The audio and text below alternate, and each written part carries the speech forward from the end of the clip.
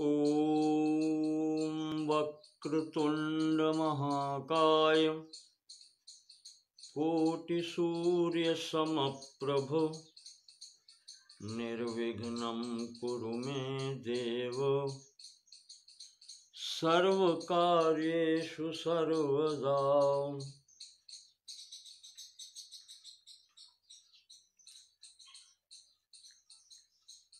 यं ब्रह्मा वरुणेन्द्र रुद्रमरुतः स्तुन्वन्ति देव्यैस्तवैः वेदैः साङ्गपदक्रमोपनिषदैर्गायन्ति यं सामगाः। ध्यानावस्थितो तद्गतेन मनसा पश्यन्ति यं योगिनो यस्यान्तं न विदुः सुरासुरगणा देवाय तस्मै नमः। नारायणं नमस्कृत्य नरं चैव नरोत्तमं देवीं सरस्वतीं व्यासं ततो जयमुदीरयेत्।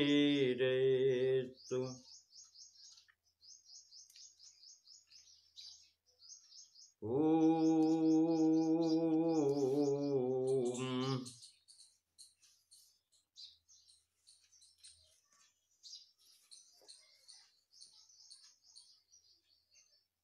कल के प्रसंग में उसी प्रकार से आगे बढ़ाते हुए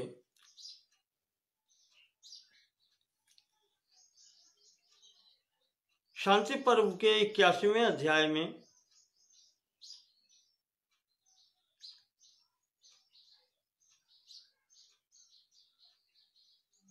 राजा युधिष्ठिर पितामह भीष्म से प्रश्न करते हैं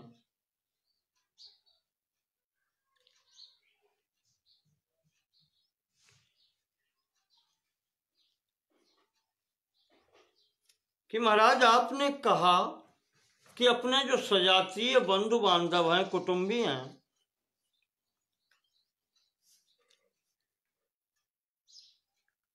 उनका वाणी क्रिया द्वारा सदैव आदर सत्कार करना चाहिए।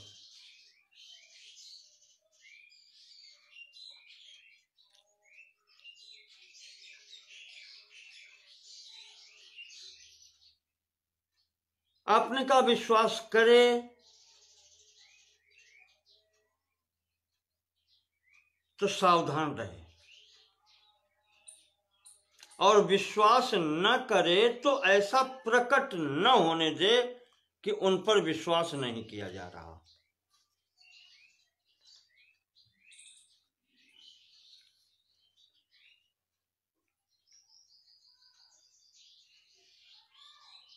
बात आपकी सही है,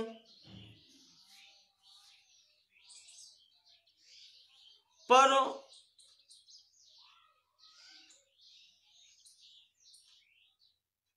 पितामह यदि परिवार में ही दो दल बन जाए,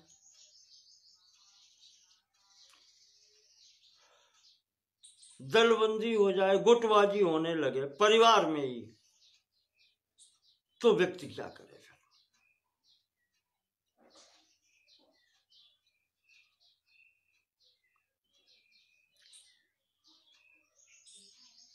और ये परिस्थिति ऐसी होती है पितामह, जिस कारण से फिर मित्र भी शत्रु बन जाते हैं।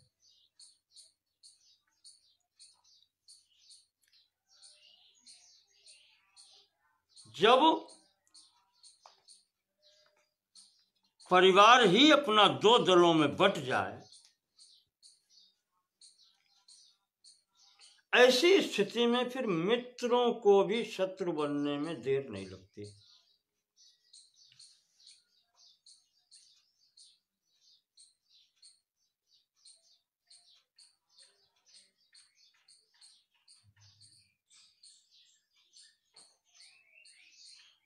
तब करना क्या चाहिए?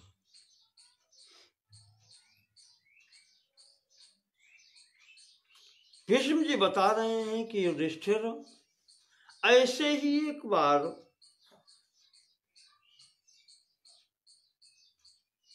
भगवान श्री कृष्ण ने नारद जी से पूछा था,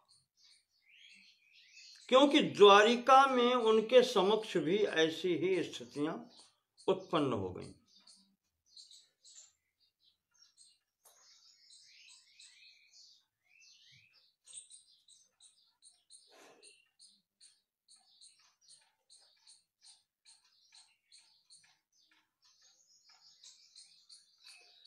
तो भगवान श्री कृष्ण ने पूछा था, उपाय नारद जी ने बताया था, वो मैं आपको बतलाता हूं, सुनो।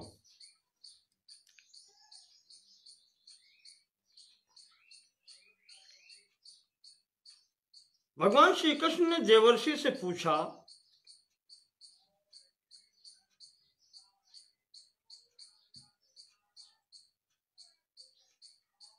कि चाहे घर हो या बाहर हो,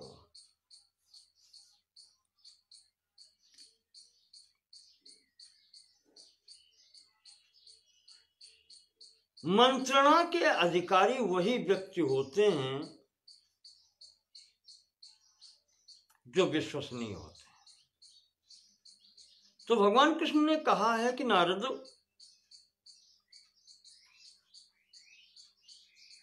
ऐसा व्यक्ति मंत्रणा का अधिकारी नहीं होता जो सुहृद न हो।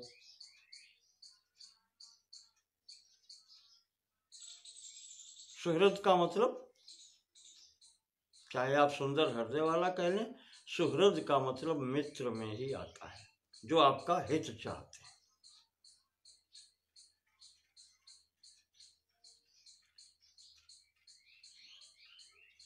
कहा नारद जी, ऐसा व्यक्ति भी मंत्रणा करने का अधिकारी नहीं होता जो सुहृद तो हो पर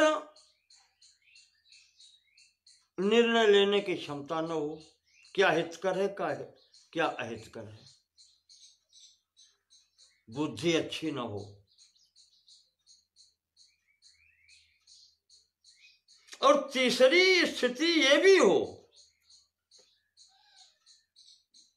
सुहृद भी हो, निर्णय करने की क्षमता भी हो, क्या हितकर है क्या हितकर नहीं है, पर मन वश में न हो, तो ऐसा व्यक्ति भी मंत्रणा का अधिकारी नहीं होता। कहा बात तो सही कहते हो माधव।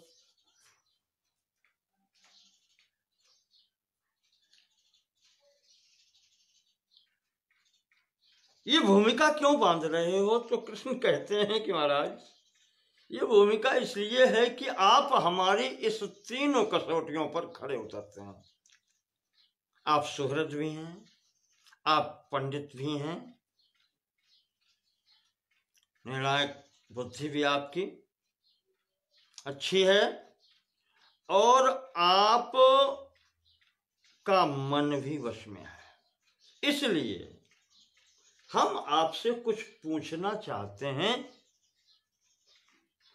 मंत्रणा करना चाहते हैं।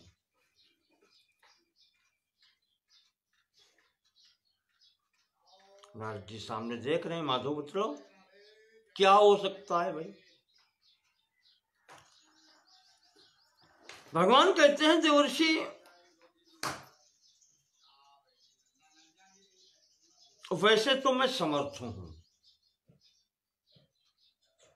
अगर मैं अपनी प्रभुता प्रदर्शित करूं या दिखलाऊं तो मेरा परिवार में कोई विरोध कर नहीं सकता, पर मैं ऐसा चाहता नहीं।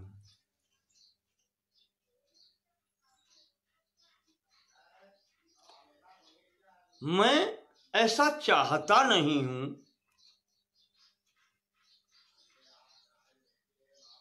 कि मैं ऐसा करूं।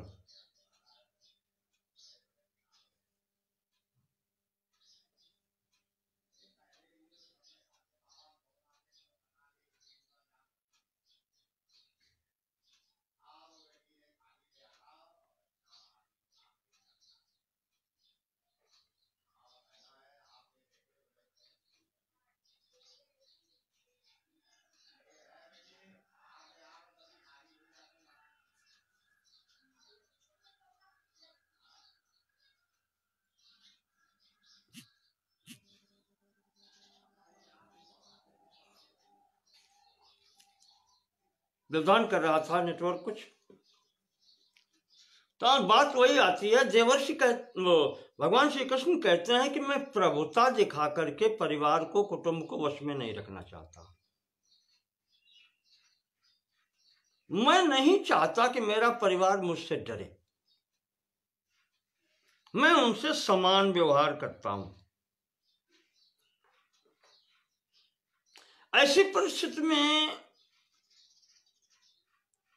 जो भी भोग मुझे प्राप्त होते हैं, मैं उसमें से केवल अपना भाग ही लेता हूं, शेष भाग कुटुंबियों के लिए छोड़ देता हूं। कभी अपने भाग से अधिक नहीं लिया।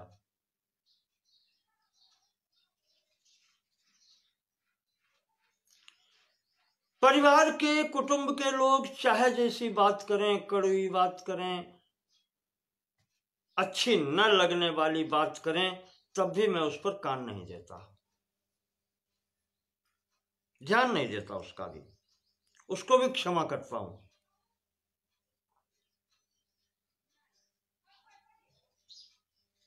यद्यपि अच्छा नहीं लगता, कड़वी बात सुनना किसी को अच्छा नहीं लगता, मुझे भी अच्छा नहीं लगता। जैसे नहीं कि कोई ईंधन जलाए और अग्नि उत्पन्न करे, तो कड़वी बातें जो हैं वो ईंधन का कार्य करती हैं। तो उद्विग्नता रूपी अग्नि मेरे अंदर भी जलती है, क्रोध रूपी अग्नि मेरे अंदर भी जलती है, पर उसको भी मैं सहन करता हूं, उसको भी मैं सहन करता हूं, और उसको सहन करके भी विचलित नहीं होता।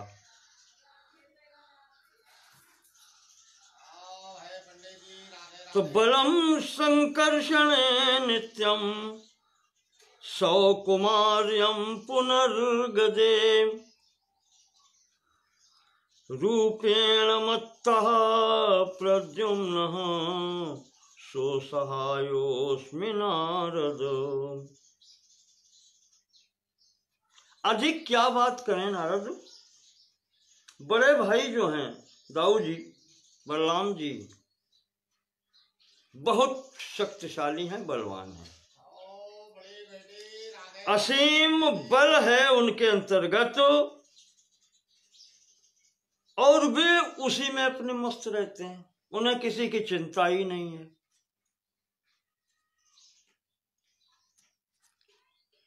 और ऐसे ही छोटा भाई है गद,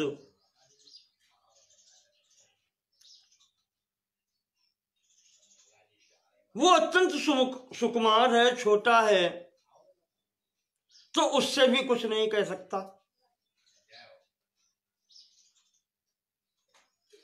उससे भी कुछ कह नहीं सकता, छोटा भाई है। रह गए पुत्रों की तो बात क्या करें, प्रद्युम्न है, सुंदर है, रूपेण मत्तः प्रद्युम्न, प्रद्युम्न तो अपने सुंदरता में, सौंदर्य में ही इतना मतवाला हो रहा है कि वो भी नहीं सुनता। सो असहायोस्मि नारद, इसलिए देवर्षि मैं इसमें बिल्कुल अपने को असहाय महसूस कर रहा हूं, देख रहा हूं, मैं अकेला जैसा रह गया। अन्य ही सुमहाभागा, और परिवार में, कुटुंब में और भी बहुत से लोग हैं।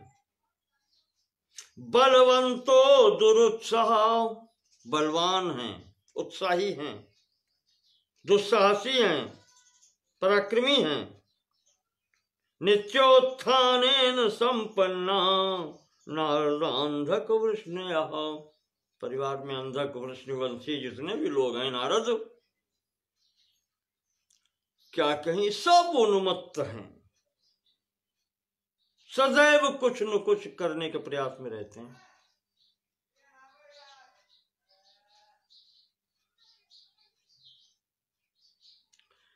कहा ये ऐसे वीर हैं जैसे नहीं वो रावण के उसमें कहा जाता है कि एक एक जग जीत सको ऐसे सुभट निकाय। यानी एक एक योद्धा एक एक संसार को जीतने की क्षमता रखता है। भगवान श्री कृष्ण कहते हैं क्या ये वीर ऐसे हैं कि जिसके पक्ष में चले जाएं उसकी विजय सुनिश्चित हो जाती है, और कहा कि जिसके विपरीत चले जाएं उसका जीवित रहना कठिन है, फिर वो जीवित नहीं रह सकता जिसके विपक्ष में चले जाएं।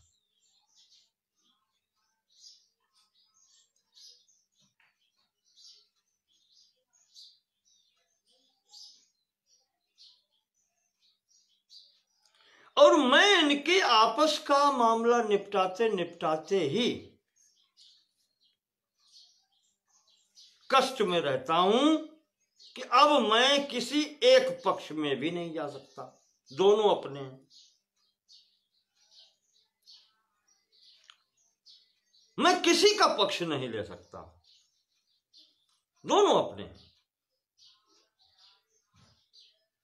स्याताम यस्याहुका क्रूरो, एक पक्ष में आहुक एक पक्ष में अक्रूर। किम नु दुःखतरं ततः यस्य चापि न तौ स्याताम किम नु दुःखतरं ततः। इनमें से किसी को नहीं छोड़ सकता, इनमें से एक को भी छोड़ना ऐसा है कि उससे बढ़ के संसार में कोई दुखी नहीं है।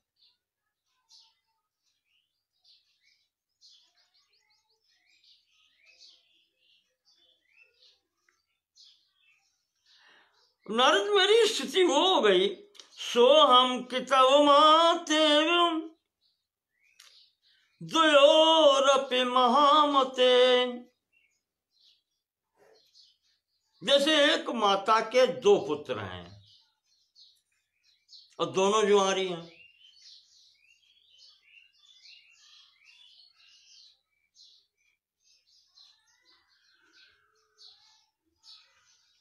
एकस्य जयमाशंसे द्वितीयस्यापराजयम्।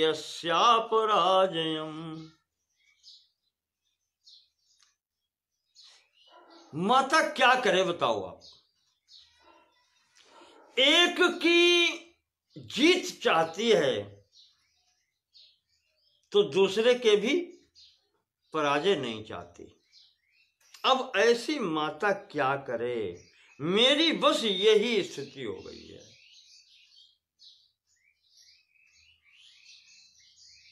अगर एक पक्ष की जीत चाहता हूं दूसरे के भी पराजय तो नहीं चाह सकता, और दोनों पक्षों की जीत हो नहीं सकती, एक की जीत एक की पराजय भी होगी।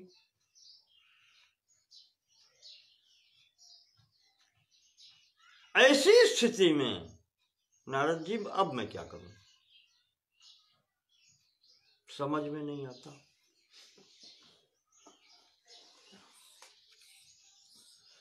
इस प्रकार से भगवान ने प्रश्न रखा, कहा महाराज अब ये बताइए, हम दोनों पक्षों का हित चाहते हैं, इसी कारण से कष्ट उठाते हैं, तो अब नारद हम क्या करें जिससे इनका भी भला हो और हमारा भी भला हो। तो नारद जी कहते हैं कि कृष्ण, आपत्तियां दो तरीके की होती हैं मनुष्य के ऊपर, और वही तुम्हारे ऊपर भी। संसार में आए हो, मनुष्य शरीर स्वीकार किया है, तो मनुष्य के सामने जो स्थितियां परिस्थितियां होती हैं वही तुम्हारे सामने भी हैं। आपदो दुविधा कृष्ण बाह्याश्चाभ्यंतराश। दो प्रकार की आपत्तियां हैं, एक बाहर से आती है और एक आभ्यंतर जो अपने से ही अपने अंतर्गत बाहर से आने वाली और अपने ही स्तर से उठने वाली दो प्रकार की आपत्तियां होती हैं। और प्रादुर्भवन्ति वार्ष्णेय स्वकृता यदि मान्यता, और इसमें भी दो भेद हो जाते हैं, दोनों के दो दो भेद हैं। एक है स्वकृता और एक है अन्यकृता।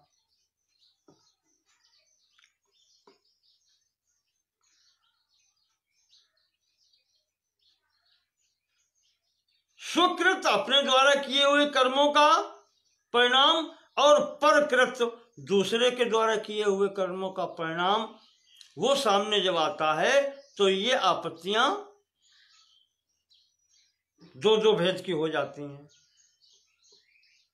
आपके समक्ष जो है परिस्थिति आहुक और अक्रूर,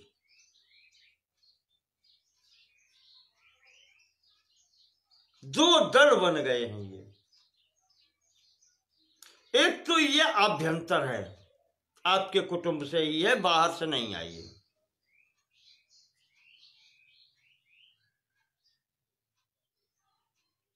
और दूसरी स्थिति ये है, कृष्ण कहना पड़ेगा मुझे, जो तुमने पूछा है तो निष्पक्ष होकर के मुझे अपनी बात रखनी पड़ेगी। कृष्ण, ये आपत्ति तुमने स्वयं तैयार की हुई है, ये तुम्हारी स्वकृत है, ये परकृत नहीं है, स्वकृत है जो तुमने स्थिति उत्पन्न की है।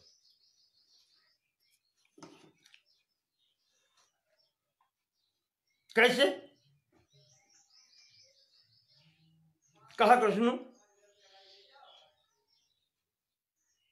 जो नाम अक्रूर और आहुक आदि के तुमने गिनाए हैं, ये सब आपके परिवार के हैं, आभ्यंतर हो गए। और स्वकृत कैसे है? स्वकृत ऐसे है कि अर्थ है तो कामाद्वा वाचा बीभत्सया पिवा आत्मना प्राप्तम ऐश्वर्यम अन्यत्र प्रतिपादितम। अर्थ हेतोर ही कामाद्वा,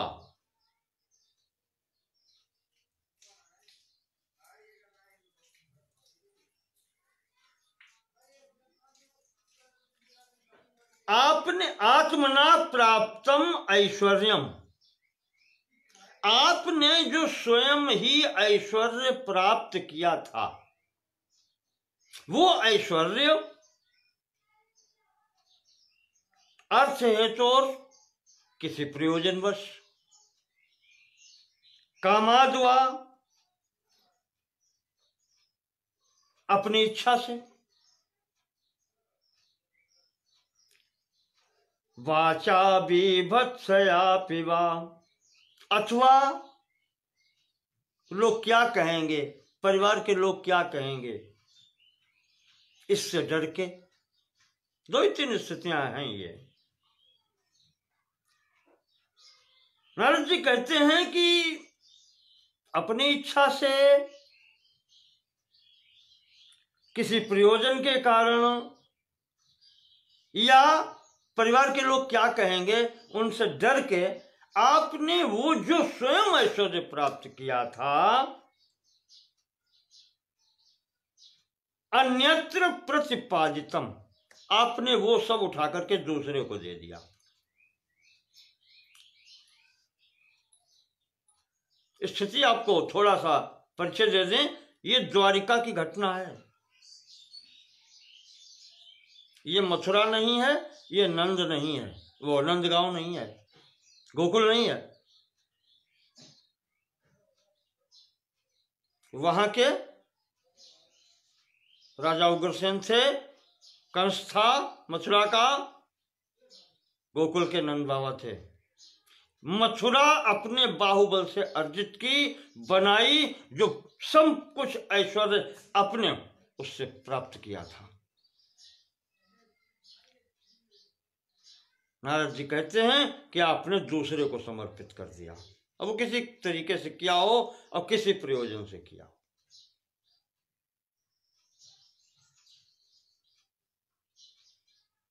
अब जिसको तुमने दे दिया है वो उस पर प्रभावी हो चुका है। प्राप्त तुमने किया पर समर्पित दूसरे को कर दिया। अब वो दूसरा दल वो उस पर प्रभावी हो चुका है और उस पर उसके बंधु बांधव भी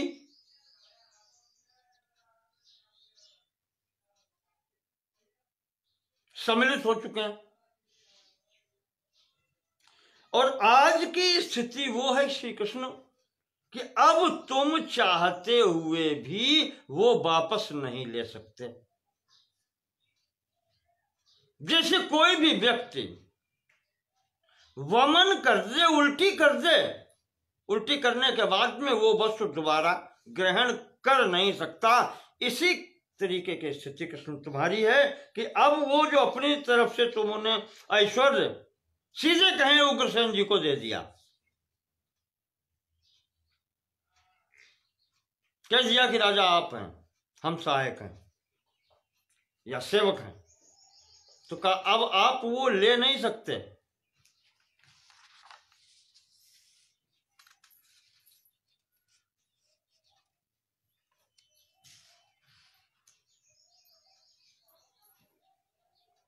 अब उसी में अक्रूर भी हैं, एक तरफ उग्रसेन के हैं बंधु बांधव। अब उसमें कुछ भी हो आप हस्तक्षेप कर ही नहीं सकते।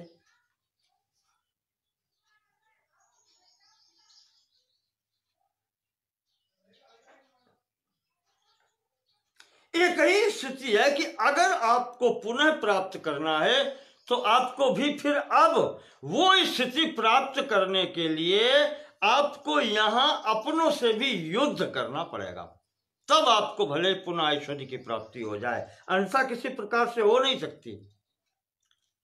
और युद्ध करने का मतलब ये है कि संघार, अपने घर में संघार, कुटुंब में संघार, ये करना पड़ेगा।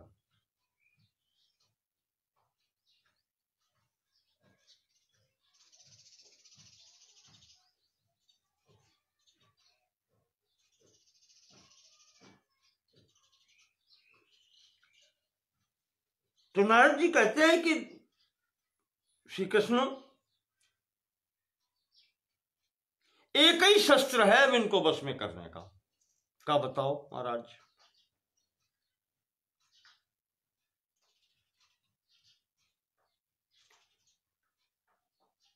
कहा कि कृष्ण इनका मुंह बंद रखा जाए, चाहे जैसे किया जाए, सेवा करके और वो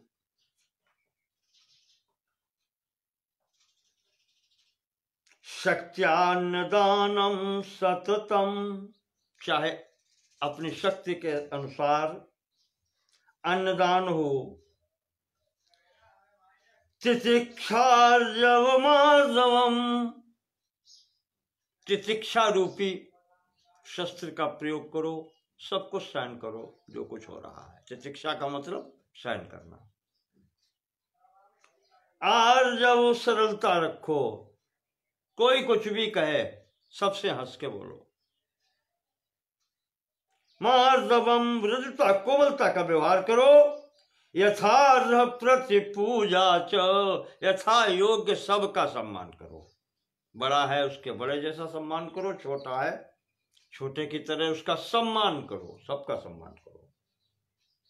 शस्त्र में तरन आयसम, बस यही एक शस्त्र ऐसा है बिना लोहे का हथियार है। अन आयसम, बिना लोहे का हथियार यही है। इस शस्त्र का यहां पर प्रयोग करो और कोई यहां पर उपाय नहीं है।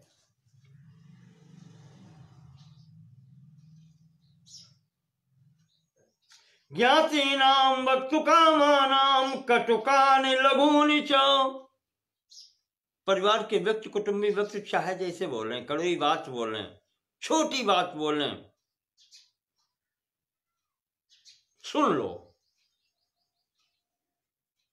गिरा त्वं हृदयं वाचं शमयस्व मनांसि च। मन को समझा लो, वहीं अपनी वाणी से मीठाई बोलो, शांत करो उनको और स्वयं शांत रहो।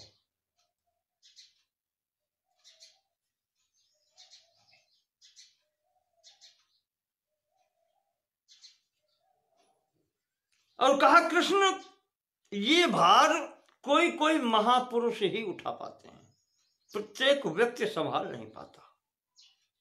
कहा इस परिवार के अंदर आप ही एक ऐसे हैं जो ये कर सकते हैं। यहां दूसरा, इस पूरे कुटुंब के अंदर, द्वारिका के अंदर कोई ऐसा नहीं है जो इतना बड़ा भार उठा सके।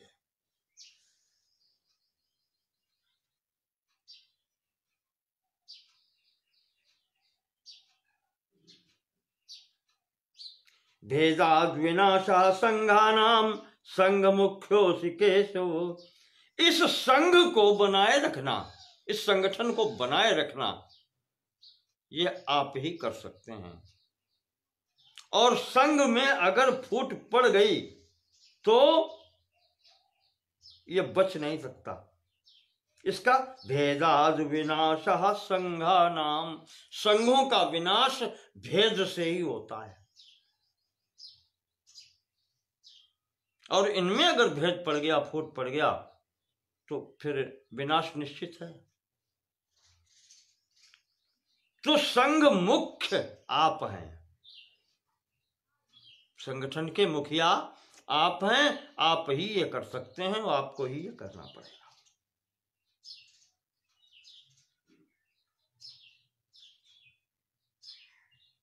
और उसके लिए बुद्धि की आवश्यकता होती है, क्षमा की आवश्यकता होती है, इंद्रिय निग्रह की आवश्यकता होती है और त्याग की आवश्यकता होती है। 4 वस्तुओं की आवश्यकता होती है और ये आप ही कर सकते हैं।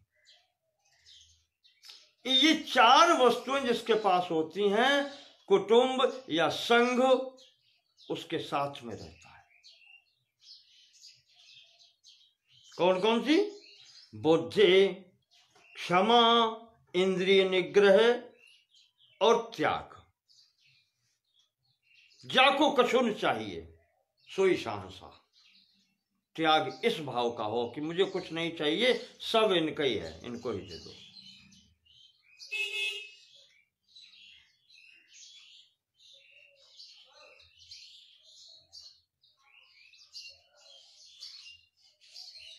कहा और नीतियां तो सब बाहर कार्य करती हैं, पर यहां पर यही नीति कुटुंब के अंतर्गत यही नीति कार्य करती है। और अधिक आपसे क्या कहें, संक्षेप में इतनी सी ही बात है। आपको हम क्या समझाएं,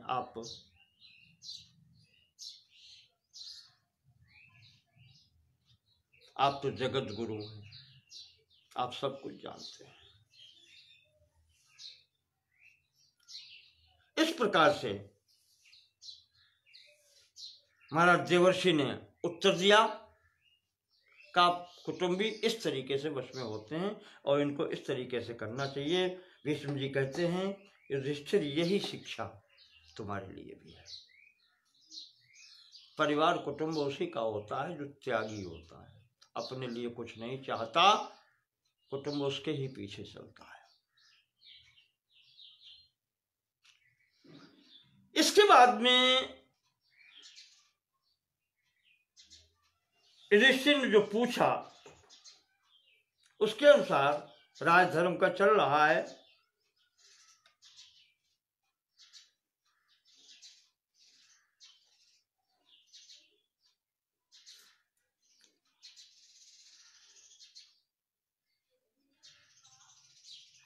सबके लिए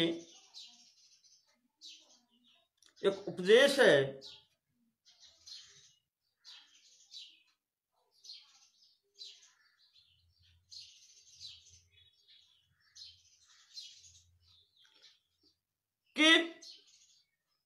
कोई भी व्यक्ति आकर के आपके विशेष विश्वासी व्यक्ति के ऊपर आक्षेप लगावे तो उसकी भी बात सुननी चाहिए। भले वो मंत्री के ऊपर आक्षेप करे, पुत्र पर आक्षेप करे,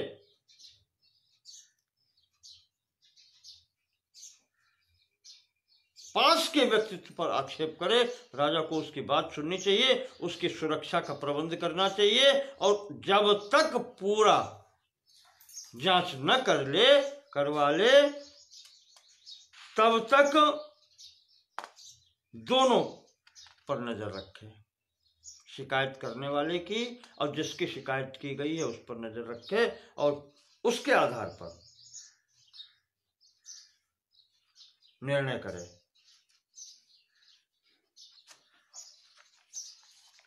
मंत्री होने का तात्पर्य ये नहीं होता कि वो चोरी नहीं कर सकता। मंत्री या कोई भी राज्य कर्मचारी होने का मतलब ये है, ये नहीं होता कि वो कोई गलत कार्य नहीं कर सकता। कोई भी कर सकता है। इस संसार में एक साधारण व्यक्ति जो कर सकता है, विशिष्ट व्यक्ति भी वो कर सकता है। प्रतिदिन नहीं करेगा, किसी समय कर सकता है, काल विशेष में कर सकता है, देश विशेष में कर सकता है। तो ऐसी स्थिति में प्रत्येक व्यक्ति की नियुक्ति परीक्षा लेकर के होनी चाहिए। मंत्री से लेकर के जितने भी राज्य कर्मचारी हैं, इनकी सबकी परीक्षा लेकर के नियुक्ति होनी चाहिए और समय समय पर इनकी समीक्षा होते रहनी चाहिए। इसमें कभी भी ये न करे कि किसी ने कह दिया और आपने आंख बंद करके विश्वास कर लिया। ये कभी नहीं होना चाहिए, क्योंकि प्रधान कार्य है राष्ट्र की रक्षा। राष्ट्र की रक्षा और राष्ट्र की उन्नति राजा के लिए प्रधान कार्य इतना ही है। जब राष्ट्र रहेगा तो राजा भी रहेगा। हमने आपसे बताया था कल,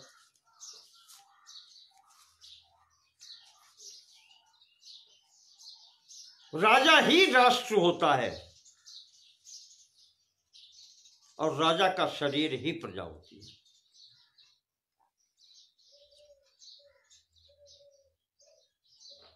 तो सब भांति से राष्ट्र की रक्षा होनी चाहिए।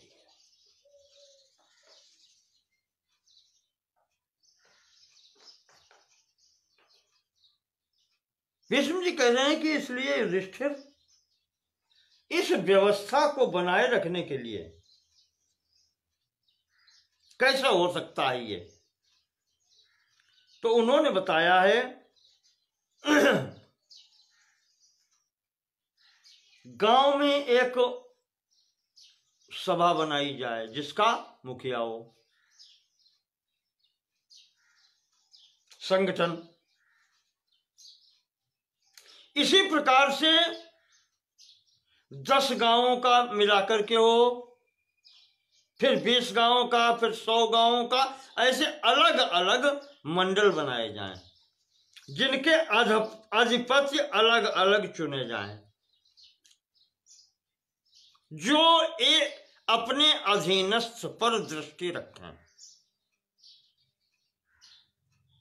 गांव का जो अधिपति है उसकी जिम्मेदारी गांव की हो, वो गांव के लोगों पर दृष्टि रखे और उनकी व्यवस्था करे।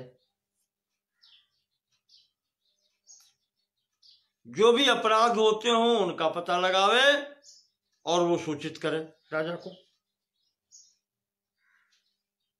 ऐसे ही जो जिसके अधिकार क्षेत्र में आता है उतना वो देखे।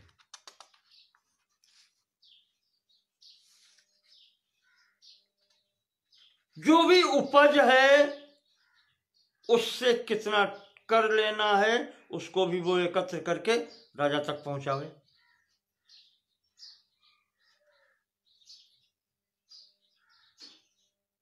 वेतन मात्र उसमें से ग्रहण कर सकता है। पहले व्यवस्थाएं ऐसे थीं, आदमी ईमानदार था, कितना कर इकट्ठा हुआ है और उसमें से मेरा वेतन कितना है वो उतना ले लेता था, शेष शासन को दे देता था। आजकल तो सब रख लें, कैसे कुछ हुआ ही नहीं।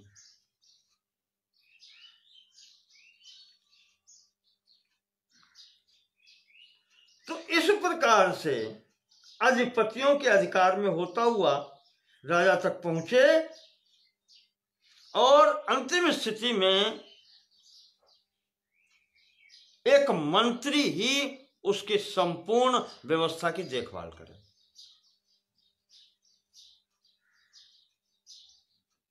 प्रत्येक नगर में, प्रत्येक ग्राम में कम से कम एक व्यक्ति ऐसा होना चाहिए जो उस संपूर्ण का आय व्यय का लेखा रखे और सबका हित चिंतन कर सके।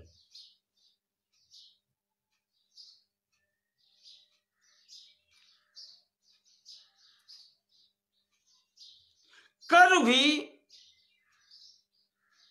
समान नहीं होना चाहिए।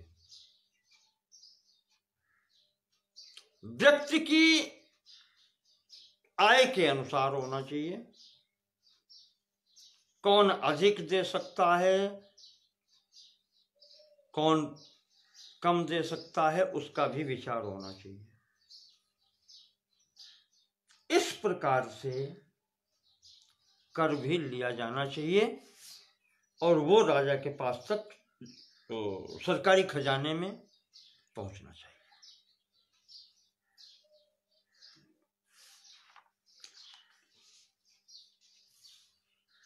यहां पर कहते हैं कि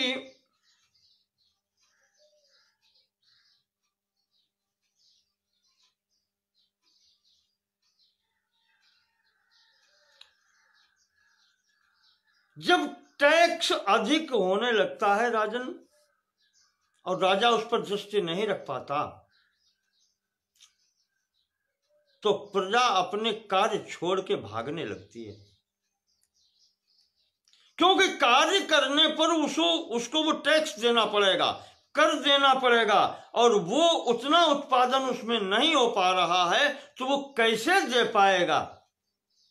तो व्यक्ति अपने कार्यों को छोड़ के भागने लगता है, सोचने लगता है कि इससे अच्छा तो भिक्षा मांग करके भोजन करेंगे। भिक्षा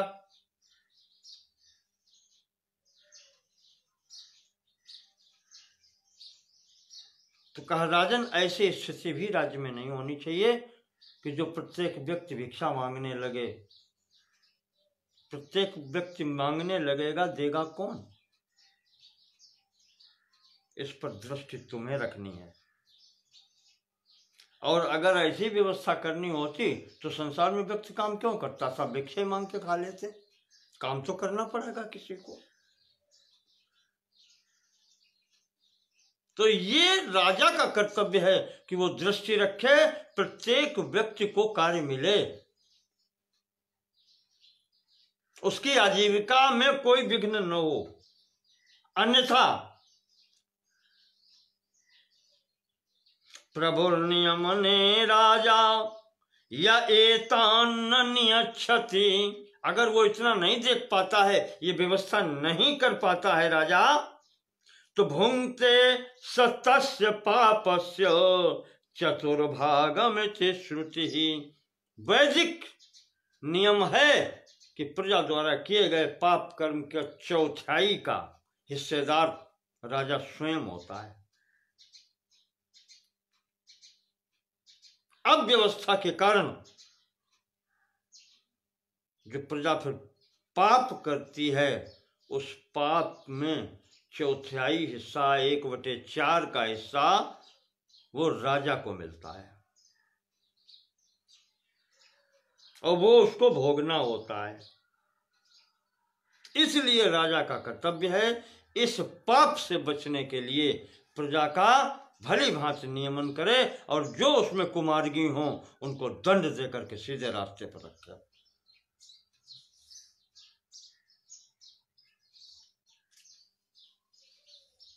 पितामह ने ये भी कहा है कि मदिरालय, वैश्यालय सब बंद कर देने चाहिए। जो राष्ट्र की उन्नति में बाधक हो, ऐसे स्थानों का कोई आवश्यकता नहीं है राष्ट्र में।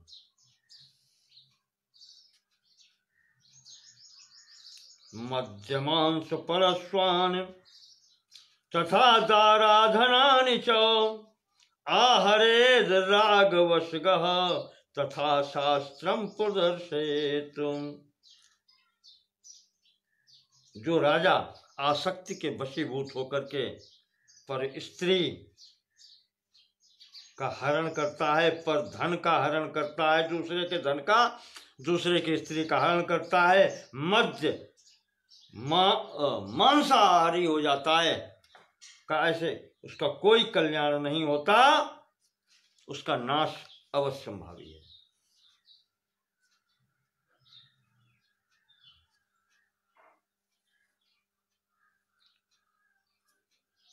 जिस प्रजा वर्ग में जिसके पास कुछ नहीं है, अगर वो याचना करने राजा के सामने आता है तो राजा को यथाशक्ति उसकी भी रक्षा करनी चाहिए, देना चाहिए।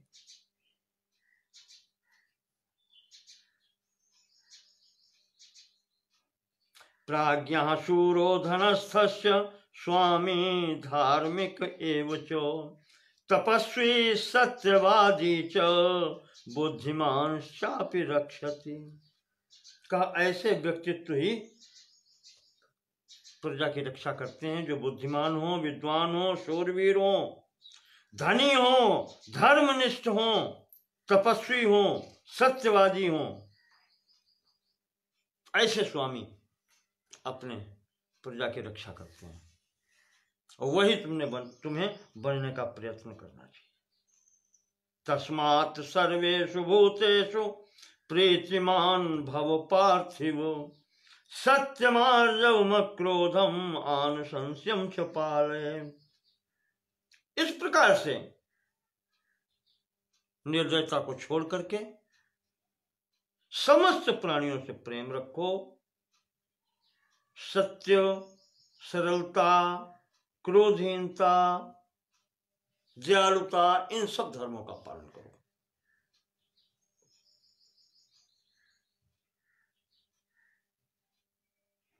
और जब ये करोगे युधिष्ठिर, तभी तुम्हें अपने अभीष्ट की प्राप्ति होगी, तभी तुम राजा कहे जाओगे, तभी तुम्हें दंड धारण करने की योग्यता प्राप्त होगी। तुम्हें कोई पाप नहीं लगेगा, अपने कर्तव्य का पालन करते रहोगे, तुम्हें कोई पाप नहीं लगेगा।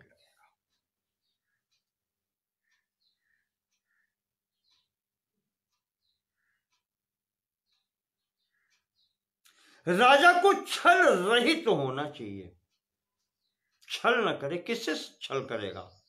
प्रजा से। प्रजा तो उसका शरीर ही है, पहले बता चुके हैं।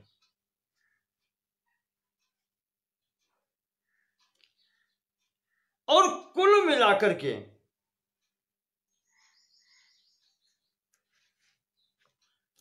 पितामह कह रहे हैं कि राजन, अगर राजा धर्म छोड़ देगा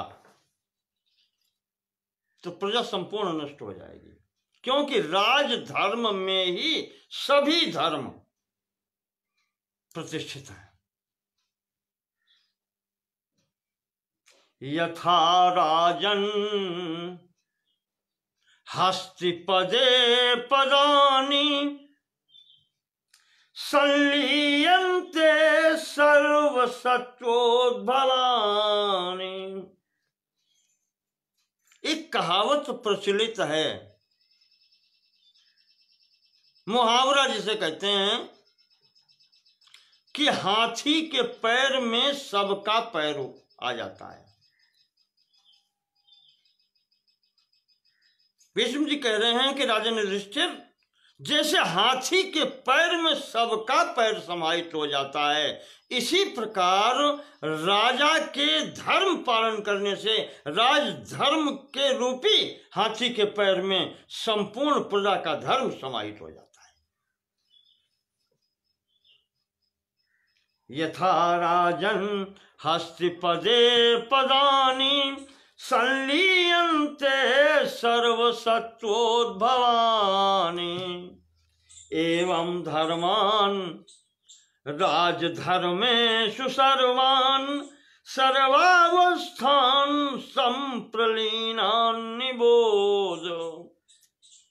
जैसे हाथी के पैर में सबका पैर आ जाता है, उसी प्रकार राजा के धर्म में सभी प्रकार के धर्म आ जाते हैं। प्रजा के धर्म सब राज धर्म में ही समाहित हो जाते हैं। और राजा जब कुमार्गी हो जाता है तो प्रजा भी फिर देर नहीं लगती। भगवान श्री कृष्ण ने नहीं कहा है गीता में,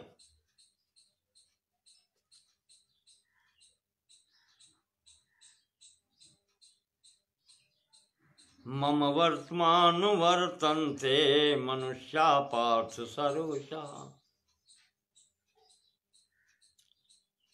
उसी तरीके से महापुरुष जो रास्ता बताते हैं, जो आदर्श उपस्थित करते हैं, साधारण जनता उन्हीं के पीछे चलती है, उन्हीं के बनाए मार्ग पर चलती है। तो राजा जो आदर्श उपस्थित करेगा प्रजा वही ग्रहण करेगी। यद्यद् आचरति श्रेष्ठा तत्तदेव इतरो जना स यत् प्रमाणं कुरुते लोकः तदनुवर्तते। जो महापुरुष मार्ग निश्चित करते हैं, राजा जो मार्ग निश्चित करता है, प्रजा उसी पर चलती है। यहां पर महाराज ने यही सब चीजें बता करके बताया है कि शूरवीर व्यक्तित्व स्वर्ग में जाता है, कायर व्यक्तित्व नरक में जाता है। ऐसे कि सेना में आवश्यकता नहीं है जो पीठ दिखाकर भागने वाला हो।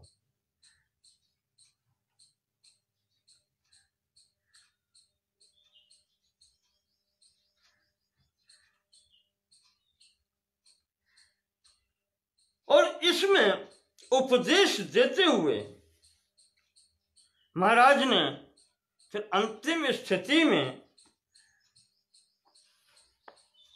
राजा के लिए बताते हुए और फिर गणतंत्र का भी बताया, जो आजकल आपके यहां प्रचलित है। इसको कहते हैं गणतंत्र, जनतंत्र, जो भी कहें थे आप। महाराज भीष्म पितामह ने इसका वर्णन किया है।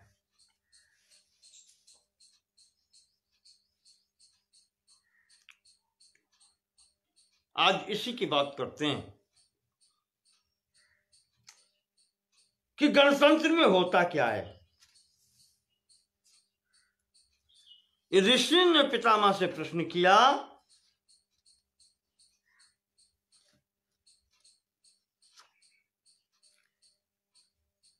कि जहां राजा नहीं है,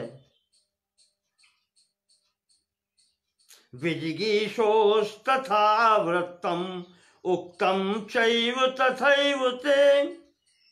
आपने उन स्थानों का वर्णन कर दिया जहां राजा होता है,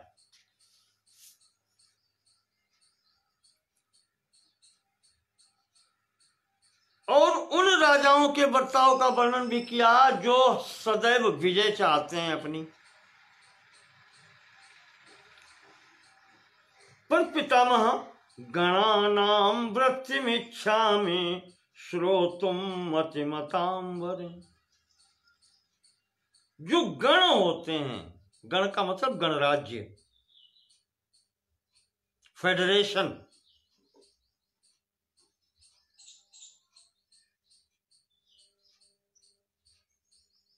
उनकी क्या स्थिति होती है,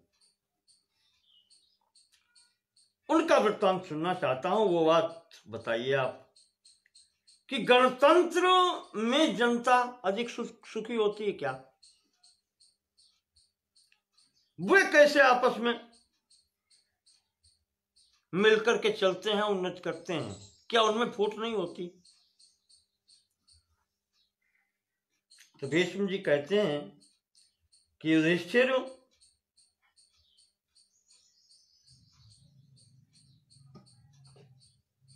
चाहे परिवार की बात हो, चाहे राज्य की बात हो राजा की, और चाहे आपके ये गणतंत्र की बात हो, जहां समूह होता है,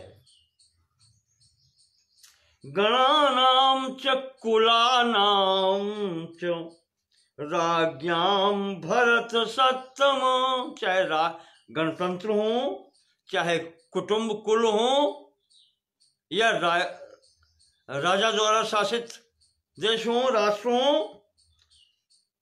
बैर संदीपनावे तो लोभामर्षौ नराधिप। कहा इसमें आग लगाने वाले, बैर रूपी आग लगाने वाले, प्रज्वलित करने वाले दो ही चीजें हैं, एक लोभ, एक अमर्ष।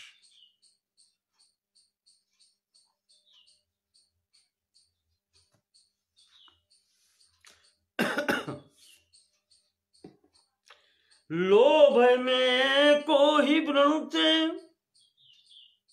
एक व्यक्ति के अंतर्गत लोभ उत्पन्न होता है। ततो अमर्षम अनंतरम, फल स्वरूप दूसरे व्यक्ति के अंतर्गत अमर्ष उत्पन्न होता है, क्रोध। आप किसी की वस्तु अधिक लेकर के रखेंगे, भले ही दूसरे उससे मतलब न हो, लेकिन अमर्ष उसके अंदर आ जाएगा, क्रोध आंतरिक आ जाएगा कि आवश्यकता इसको इतने की है और ये इकट्ठा ही करता चला जा रहा है, लोभवश इकट्ठा कर रहा है, तो अमर्ष दूसरे में अवश्य आ जाएगा। और जब ये स्थिति बनने लगेगी तो उन दोनों में कलह उत्पन्न हो जाएगी, बच नहीं सकती, कलह होना ही है।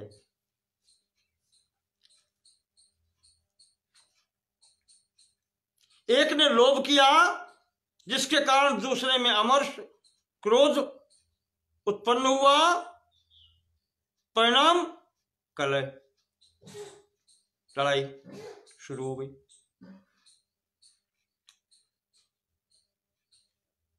और जब लड़ाई शुरू हो गई तो उसमें फिर नुकसान तो होना ही, उसमें तो अब फिर कुछ लाभ तो नहीं होना है।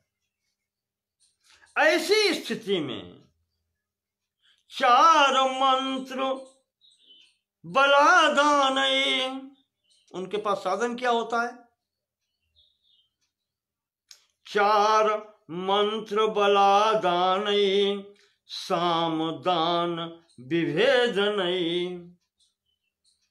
क्षय व्यय भयोपाय प्रकर्षन्ति तरेतराम। भीष्म जी कहते हैं कि राजन युधिष्ठिर, जब ये स्थिति प्रजा में बन जाती है या गणतंत्र के समूह के जो अधिपत्य हैं उनके मध्य में बन जाती है,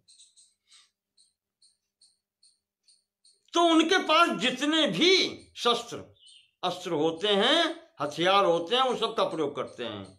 चार मंत्र बलादान, चार कहते हैं गुप्तचर, गुप्तचरों से वो अगले की कमजोरी को जानने का प्रयास करते हैं।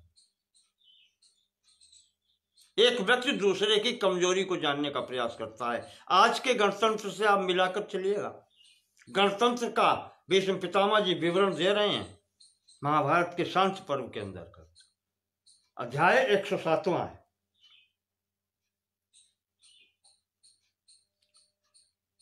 चार मंत्र, मंत्र का मतलब उनकी गोपनीयता, वो मंत्रणा कहां करते हैं और क्या मंत्रणा करते हैं, ये जासूसों के द्वारा एक दूसरे के सब पता लगाते रहते हैं। बलादान, बल कहते हैं सेना को, और ये सब अपनी अपनी छोटी छोटी सेनाएं इकट्ठी करते रहते हैं। ये अपने हित के लिए, राष्ट्र हित फिर नंबर 2 पर हो जाता है, गौण हो जाता है। मुख्य स्वहित। सामदान विभेद कई, आपस में ही सामनीति का प्रयोग होता है। अपने से ऐसा दिखाई दिया, पैर छू लिए, हम तो आप ही के हैं, बराबर दिखाई पड़े, कुछ ले दे के काम चल जाए, दान। और जहां न चले तो विभेद कई, विभेद नहीं, उनके अंदर भेद फूट डाल दो। यहां सब एक दूसरे के प्रति यही करते हैं। क्षय व्यय भयो प्यापाये, किस प्रकार से तुम्हारा नुकसान हो, अगले का क्षय कैसे हो, ये उपाय करते हैं। व्यय भयो पाये,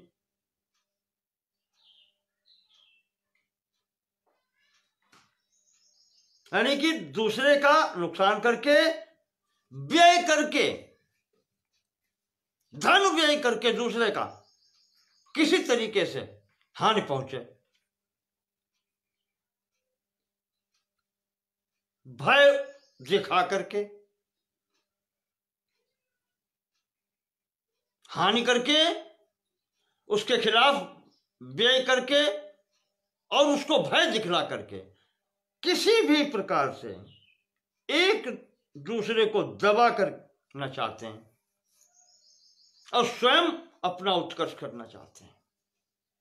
यहां गणतंत्र में ये स्थितियां बनती हैं।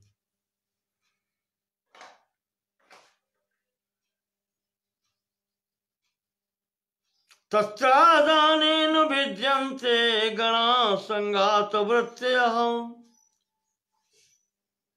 भिन्ना विमनसा सर्वे गच्छन्त्यरिव संभयात्।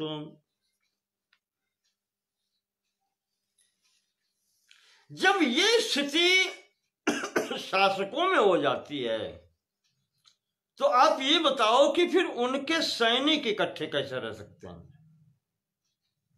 वो भी तो अपना अपना स्वार्थ देखेंगे। यदि समय पर उनको वेतन न मिला तो भी कहो अपना पक्ष छोड़ के दूसरे पक्ष में चले जाएं। तुम्हें जिस दिन आवश्यकता हो तुम्हारे पास कोई सहायक नहीं मिलेगा तुम्हें।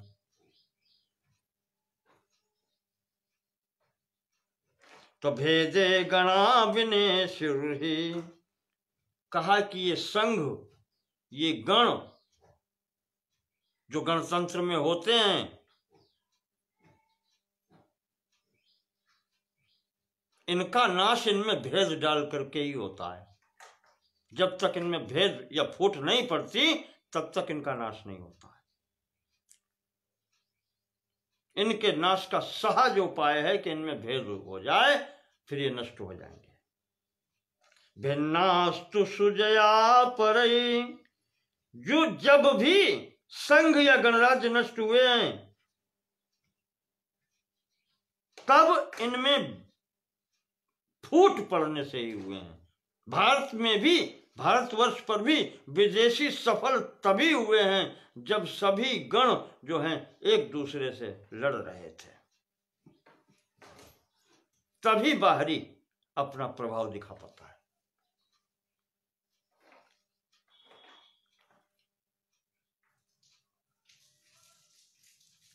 क्योंकि ऐसी स्थिति में जो शत्रु है वो सफल होता है। वो जानता है कि एक के ऊपर आक्रमण करो, दूसरा इसके ईर्ष्यावश इसके पास नहीं खड़ा होगा, तो उनके अंदर भेद उत्पन्न करा के और एक एक को मार के चलता है। इस तरीके से ये संघ दूसरे के अधीन बहुत आसानी से हो जाते हैं, सरलता से हो जाते हैं। तो भीष्म जी कहते हैं कि अगर गण राज्य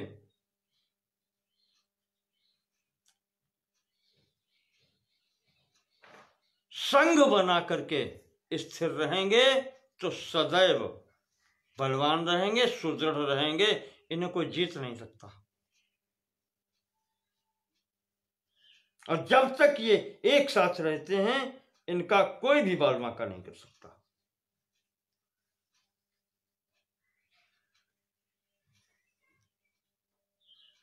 और जब ज्ञान वृद्धा प्रशंसन्ति शुश्रूषन्तः परस्परम,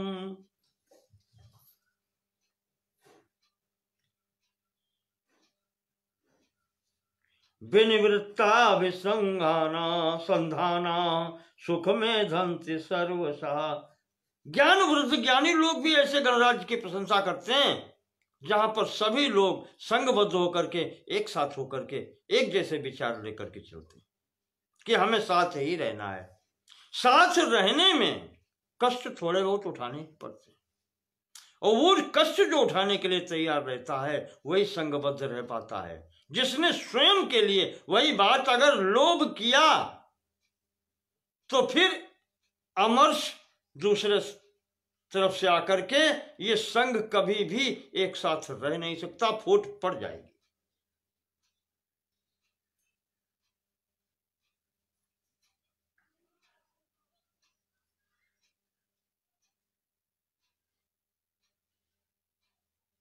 गणराज्य अगर श्रेष्ठ है, उनके अधिपति अच्छे हैं, त्यागी हैं, स्वयं का लोभ नहीं करते, तो ऐसे संघ निश्चित ही सफल होते हैं, विशेष उन्नति करते हैं।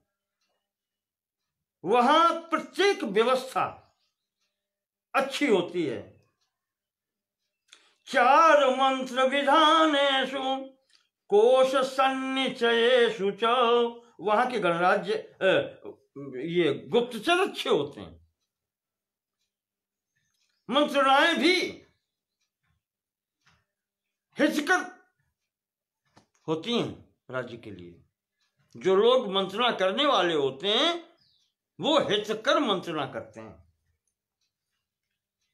कोश सन्निचयेषु च, और वहां जो कोष एकत्रित किया जाता है, खजाना जो एकत्रित किया जाता है, वो भी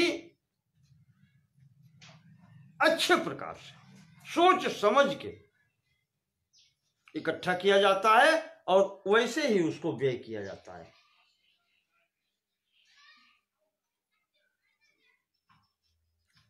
यहां पर आकार बड़ा होने के कारण प्रत्येक पद पर व्यक्ति का चयन भी उसकी योग्यता के आधार पर होता है। वो राजपुत्र होने के कारण राजा नहीं बनता, वो अपनी योग्यता के बल पर, राष्ट्र हित साधना के बल पर वो उस संघ का मुखिया बनता है, अधिपति बनता है। इसलिए राजन, ऐसे स्थान पर जो उस गणराज्य के अधिकारी हैं उनका सम्मान होना चाहिए।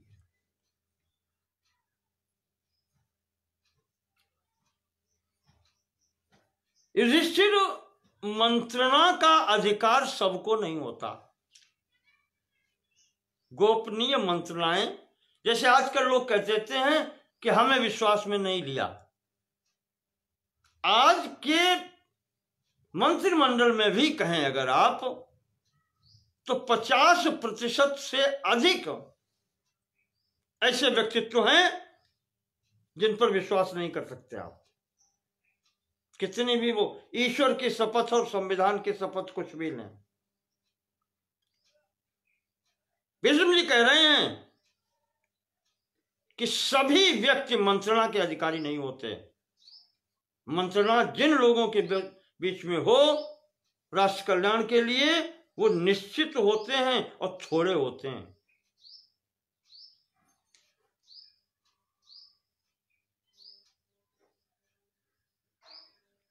मंत्र गुप्ति ही प्रधानेषु चारश्चा मित्र कर्षण न गणा कृत्स्नशो मंत्रम श्रोतुमर्हन्ति भारत। उस गण के, उस यूनियन के, उस संघ के सभी व्यक्ति उस गुप्त मंत्रणा सुनने के भी अधिकारी नहीं होते। मंत्रणा करना छोड़ दीजिए, वो सुनने के भी अधिकारी नहीं होते। इसलिए मंत्रणा को गुप्त रखा जाता है और उस जो कहना चाहिए उसको संपूर्ण गणतंत्र के कुछ उच्च पदासीन अधिकारियों का एक मंडल होता है, उसके अधीन ही ये सब गुप्तचर और ये संस्थाएं रखी जाती हैं और ये हर जगह से अपना पता लगाती रहती हैं कि कौन कहां क्या कर रहा है। यहां हर व्यक्ति पर नजर रखनी होती है।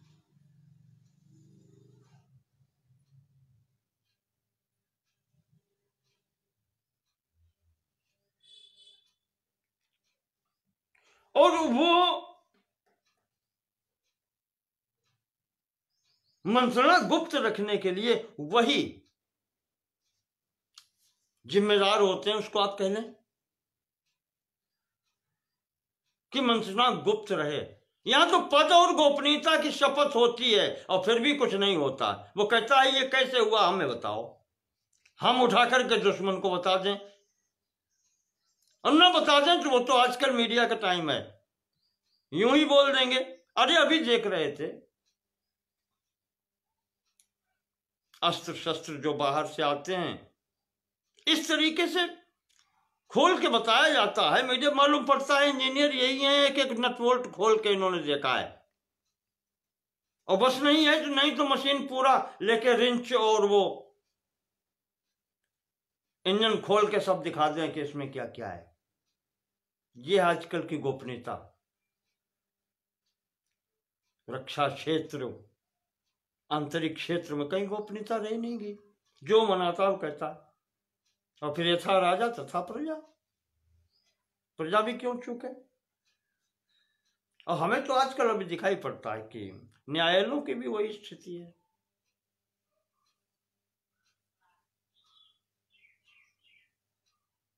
वो भी कह देता है कि आप किसी पर ऐसे राष्ट्रद्रोह नहीं लगा सकते। कैसे लगा सकते हैं भगवान जाने। वही है कि देश तो अपना भगवान के सहारे ही चला है और अब भी चल रहा है। आशा किसी से कुछ नहीं। चलो, तो कहा कि गणतंत्र की ये स्थिति होती है और इसका हित चिंतन भी गण के मुख्य मुख्य लोगों को बैठ करके मंत्रणा करके ही करना चाहिए। अन्यथा इसमें फूट पड़ते देर नहीं लगती, और फूट अगर पड़ गई तो फिर अनर्थ होना ही होना है।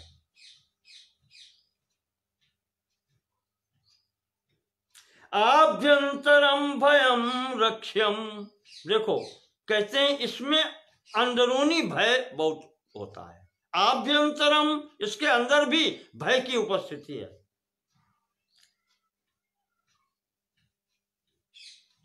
आभ्यंतरम भयम रक्ष्यम असारम बाह्य तो भयम।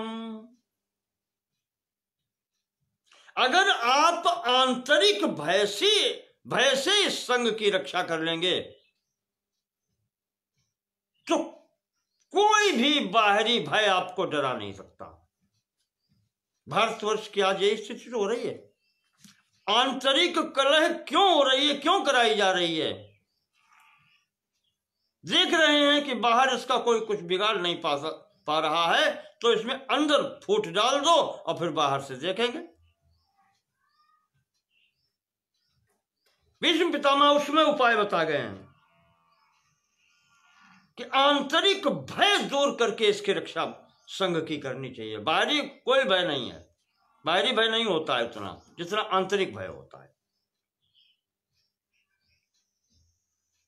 आभ्यंतरम भयम राजन सज्जो मूलानि क्रंथति, क्योंकि संघ के आंतरिक जो भय होता है, आंतरिक जो अशांति होती है, वो इसको जड़ से उखाड़ देती है।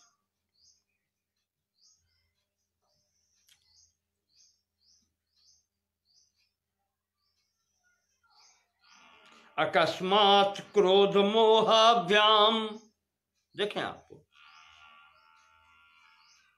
ये दूरदृष्टि है पितामह की, क्या क्या संग में होता है, प्रजातंत्र में क्या क्या हो सकता है, एक एक वस्तु उनकी दृष्टि में है। अकस्मात क्रोध मोहाभ्याम लोभाद वापि स्वभाव जातुम अन्योन्यम नाभिभाषन्ते तत्पराभव लक्षणम। जब गणों के बीच में, गण अधिपतियों के बीच में अकस्मात क्रोध से, मोह से, लोभ से या किसी भी प्रकार से आपस की बातचीत जब बंद हो जाती है,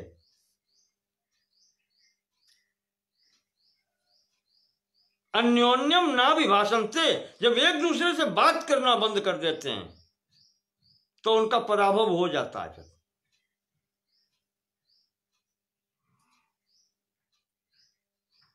पराभव निश्चित है, तत्पराभव लक्षणम, आप जान लीजिए कि इनका पराभव निश्चित है, ये उन्नति नहीं कर सकते, अवनति में ही जाएंगे।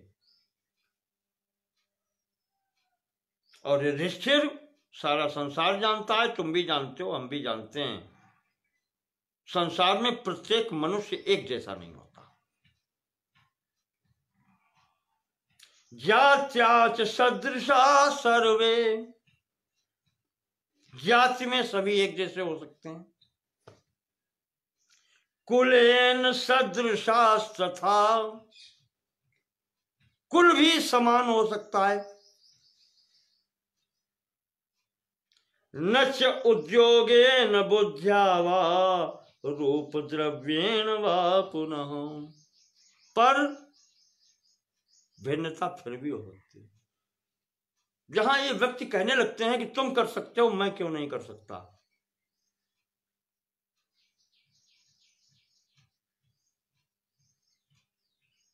तुम्हारे अंदर बुद्धि है तो मेरे अंदर भी बुद्धि है, क्या मैं कुछ नहीं कर सकता? जी नहीं, ऐसा नहीं है। भीष्म पितामह कहते हैं जाति, मनुष्य जाति आप कह रहे हैं उसको, यहाँ जाति ब्राह्मण क्षत्रिय वैश्य शूद्र वो वर्ण कहे जाते हैं। मनुष्य जाति सबकी है, एक ही कुल के व्यक्ति हो सकते हैं, खानदान कह लें उसको, कुटुंब कह लें उसको। जाति से मनुष्य और उत्तम कुल से हैं। फिर भी ये होते हुए भी कहा युधिष्ठिर, उनका कार्य एक जैसा नहीं हो सकता, उद्योग उनका एक जैसा ही हो ये अनिवार्य नहीं है, रूप उनका एक जैसा हो यह भी अनिवार्य नहीं है। और जब रूप एक जैसा अनिवार्य नहीं है, उद्योग एक जैसा अनिवार्य नहीं है, तो बुद्धि भी एक जैसी हो यह भी अनिवार्य नहीं है। रूप, उद्योग और बुद्धि ये सब अलग अलग होती हैं। इसी कारण, यही तो कारण है कि शत्रु इनमें भेद बहुत जल्दी उत्पन्न कर देता है, बहुत शीघ्रता से। गणराज्यों में भेद बहुत शीघ्र उत्पन्न हो जाता है, और इसी से यहां पर वो सफल हो जाते हैं।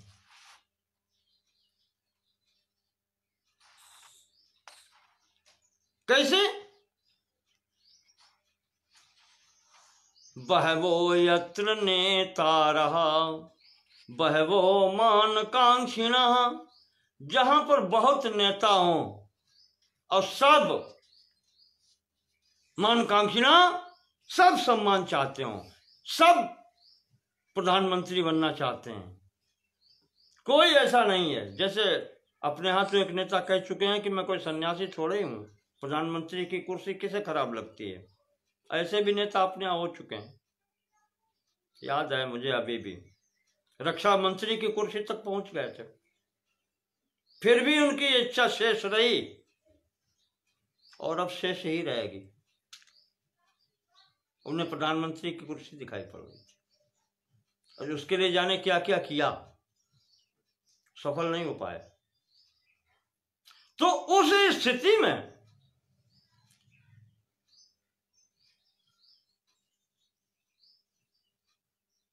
ऐसी जहां पर लोग हों, सर्वे महत्वमिच्छन्ति सदल अवसीदत, जहां सब महत्वाकांक्षी हों, सब अपना अपना सम्मान चाहते हो, वही लोभ वाली बात है कि सब अपना कल्याण चाहते हो। कहा वो दल फिर डूब जाता है, चलता नहीं है, समाप्त तो हो जाता है, वो संघ भी समाप्त हो जाता है जहां सब अपना सम्मान चाहते हैं।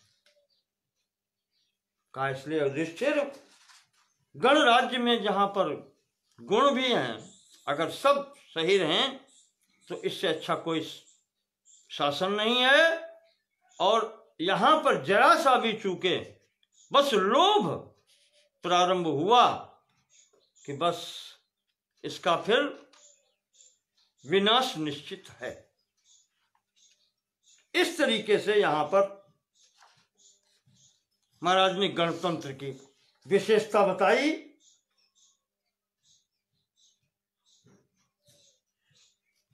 विशेषता बता करके आगे माता पिता की सेवा का, गुरु की सेवा का महत्व बतलाया। हम आप कई बार बता चुके हैं, ये कोई बताने की आवश्यकता ही नहीं है।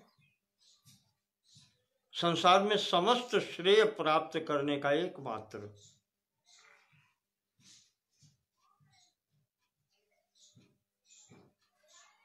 चत्वारि तस्य वर्धन्ते आयुर्विद्या यशो बलम्, अभिवादनशीलस्य नित्यं वृद्धोपसेविनः, चत्वारि तस्य वर्धन्ते आयुर्विद्या यशो बलम्। आयु, विद्या, यश और बल।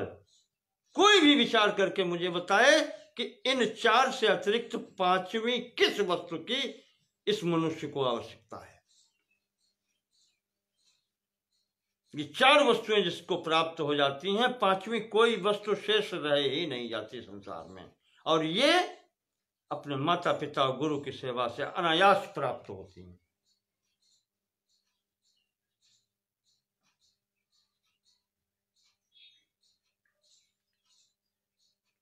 इस तरीके से यहां पर ये बातें बताई गई।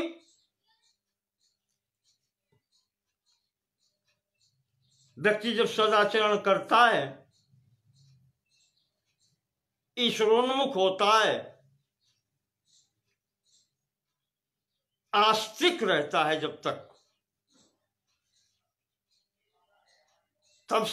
तब तक उसके दुर्गुणों के दूर रहने की संभावना बनी रहती है। और जैसे ही आचरण भ्रष्ट होता है, फिर गिरने के सिवाय और कुछ रह नहीं जाता।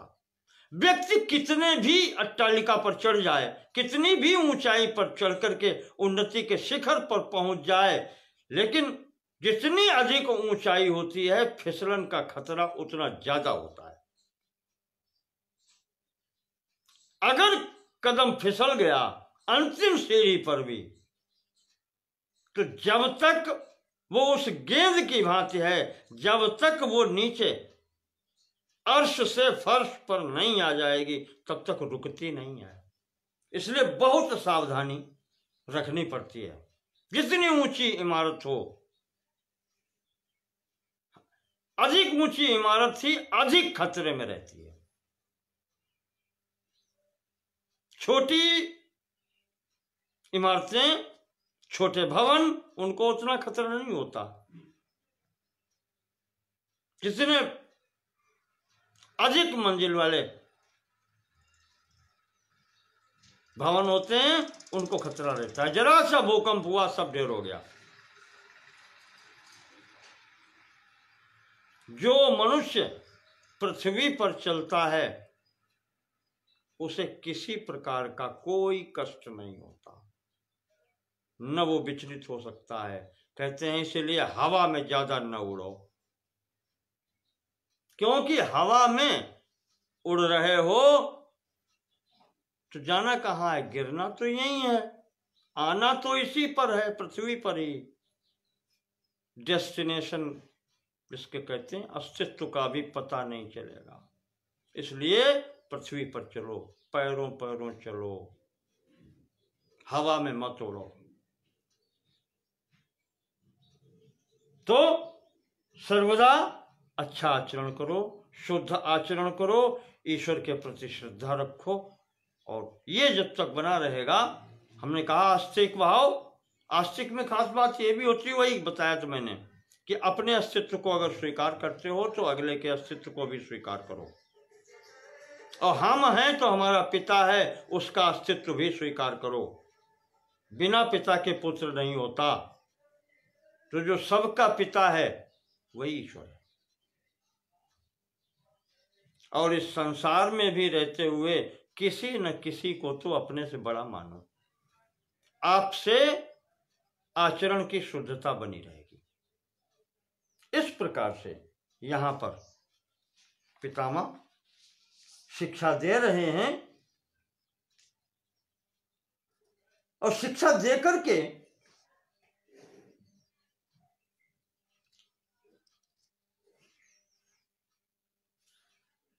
कहते हैं कि ऋषिर चरित्र की शुद्धता विशेष रहनी चाहिए। इस संबंध में अगली जानकारी अब हम आपको कल के खंड में देंगे। आज समय पूर्ण हो रहा है, तो इसे आप बनाए रखें। अध्याय नंबर 110 तक आज मैं पहुंच पाया हूं। अगले अध्याय 111 से कल के खंड में बातचीत होगी। तब तक के लिए हमें आज्ञा दीजिए। यथा समय 11 बजे उपस्थित होने का प्रयास करता हूं, करूंगा। बोलिए महाराज भीष्म पितामह की जय, व्यास जी महाराज की जय।